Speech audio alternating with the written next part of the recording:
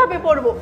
এই সংসারকে চালাবে, আমাদের হাত খরচা কে দিবে? শোন আপু, তোকে ভালোই ভালোই বলছি, ওনার পিছনে টাকা পয়সা খরচ করার চিন্তা বাদ দিয়ে ওনাকে এই বাড়ি থেকে ঘাট ধাক্কা দিয়ে বের করে দে। এতে তোরও ভালো হবে আর আমাদেরও। তামু চুপ কর, কি বলছিস এসব? ও তো তোর দুলা ভাই, বড় ভাইয়ের মতো, কেন এসব বলছিস? আপু, তুই আবেগে পড়ে আছিস, তোকে দিয়ে কিচ্ছু হবে না। দাঁড়া, আমি বাবাকে ডাকছি। বাবা, বাবা, এদিকে আসো তো। কি হয়েছে সাজ্জাদ? তোমার এই অবস্থা কেন? হাতে ব্যান্ডেজ, মাথায় ব্যান্ডেজ, তাবিন, কি হয়েছে সাজ্জাদের? বাবা, তোমার জামাই প্রবাস একটা কাজ করতে গিয়ে অ্যাক্সিডেন্ট করেছে। ও হাতে পায়ে খুব ব্যথা পেয়েছে। ও হয়তো আর কখনো বিদেশে যেতে পারবে না। বাবা দেখো না, তাহমু বলছে ওকে বাড়ি থেকে বের করে দিতে। হ্যাঁ, তামু তো ঠিকই বলছে। যার দ্বারা আমাদের কোনো ইনকাম হবে না, যে আমাদের কোনো কাজে আসবে না, তাকে আমাদের বাসায় রেখে কোনো লাভ আছে? তাকে তো বাসা থেকে বের করে দেওয়া উচিত। তুই কান্না করতেছিস কেন? এখনই বাসা থেকে বের করে দে। বাবা, আপনি এসব কি বলতেছেন? আমাকে দিয়ে আর কোনো কাজে আসবে না মানে? আপনি এসব কেন বলতেছেন বাবা?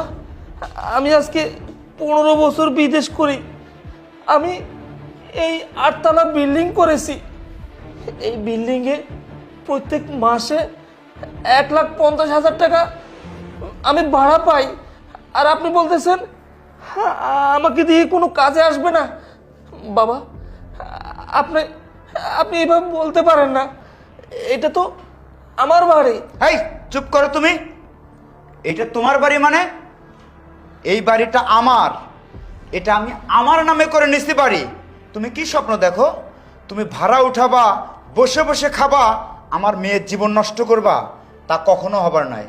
তুমি এখন এই বাসা থেকে চলে যাবা, আর আমার মেয়ের ডিভোর্স পেপার আমি তোমার কাছে পাঠিয়ে দেবো। কি হলো, বাসা থেকে বের করে দে। ধর বলেন। বাবা,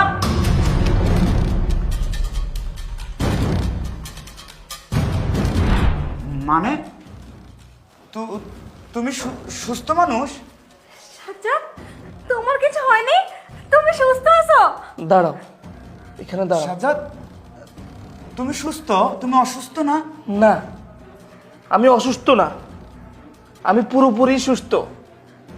আমি এতক্ষণ অভিনয় করেছিলাম।